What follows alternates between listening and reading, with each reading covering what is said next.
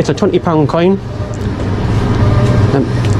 Never seen them in my life. So it's from the Royal Mint, so the same place that all legal tender comes from. Have you got any other means of payment at the minute? I don't know. Right. Can I ask why you didn't tell me before you started recording? So when we go to any incident, our tour of duty and our police protocol is to video every incident we go to achieve the best evidence. But you've got to notify the person at the first available opportunity. No, we don't. You do. Have you got that from somewhere? Have you read that up somewhere? Or? Yes, your policy. Yeah. Okay. Well, at the minute, we're obviously videoing everything because we've been called to an incident. Immediate response where there's some ongoing issue with payment, whether it's a domestic... 999? Well, that's what's coming as, yeah. Wow. Well, we just didn't know what was happening. There was an altercation in the shop, so we've arrived on that instance. Are you going to give me your name? I'm not, no. Right, okay. Is there a reason for that? Because it's a civil matter, and it's not something that the police can get involved in. To a degree, you're right. It is a civil matter. We can deal with it a different way, but obviously, ultimately, you haven't paid for your fuel. From the moment she arrives, the officer shows how unfit she is for the situation. The auditor immediately notices her body cam and asks why she hasn't declared it. Guidance is crystal clear. Officers must inform members of the public that they're recording at the earliest opportunity. Instead of admitting that, she flatly denies the requirement exists. Her next move is just as poor. She presses the auditor for his name, but this isn't a criminal matter.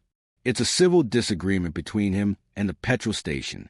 There is no legal basis to demand ID where no offense has been committed. The officer either didn't know this or chose to ignore it, both of which are unacceptable for someone wearing a uniform. I have. But they're not accepting that money. But that's up to them to accept it. If they decline... They've obviously run the post office and they've declined that.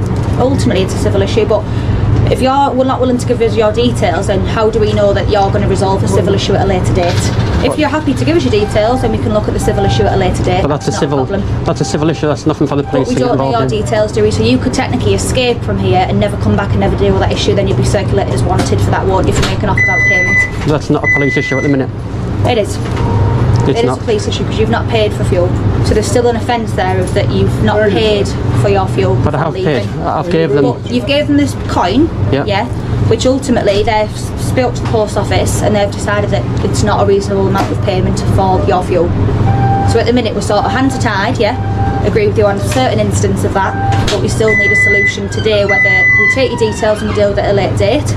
From her own mouth, the officer admits it's a civil dispute, then tries to invent a power to demand our ID, so we know you'll resolve it later. That's not how policing works.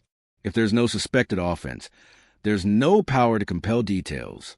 She can't flip a private payment disagreement into a police-enforced ID check just because a retailer is unhappy.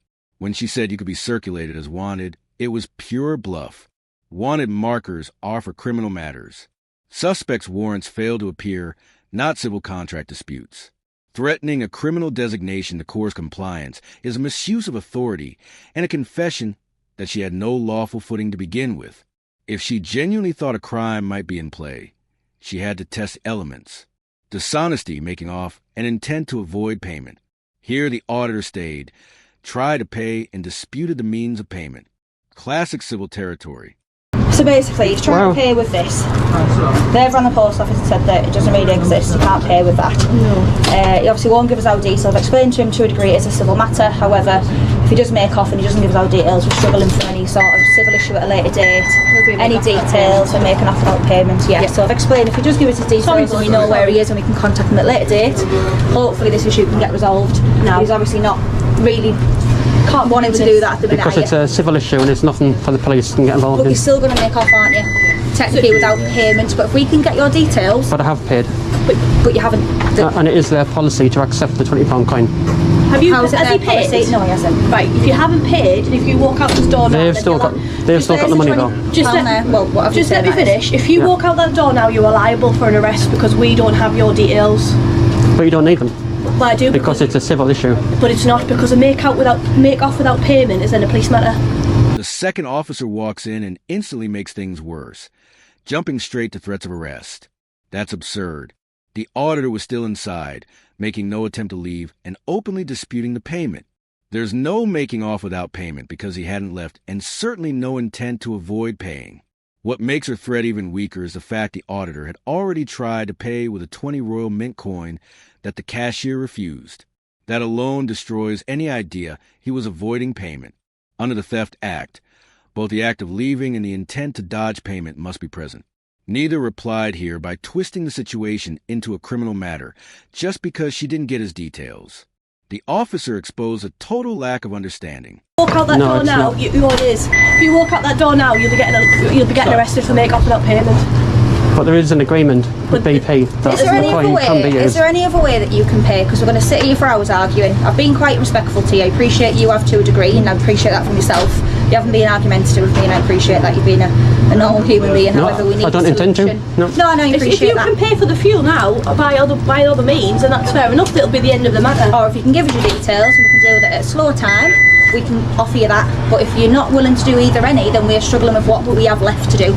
Because we can't let you walk out that door without paying. But we don't know where you live. You might not even be from around here. I'm not saying you are, but you know what I mean. We have people where they'll make off and then they won't give us our details, and then we're going to struggle. I'm still going to have that £20 of fuel, unfortunately, with this BP garage outstanding. Which car is it?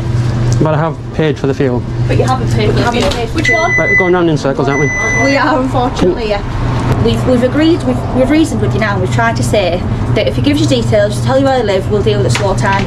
However, you then leave, you don't have your details, you don't know where you live, you could live in London for all we know, and then there's still this making off without payment because they will not accept this as payment. But I don't have to identify for a civil issue.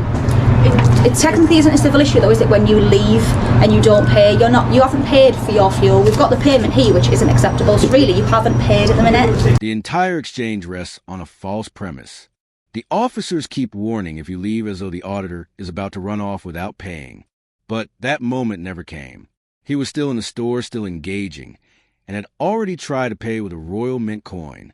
They weren't responding to his actions. They were responding to a scenario they had imagined. That's not law, that's fiction. And the idea that they couldn't confirm who he was without forcing ID is just as weak. His number plate was right outside, a lawful and immediate way to confirm details if they genuinely thought it was necessary. Instead, they ignored that option and doubled down on demands they had no power to make by twisting a civil disagreement into grounds for arrest. They weren't solving the problem. They were inflating it.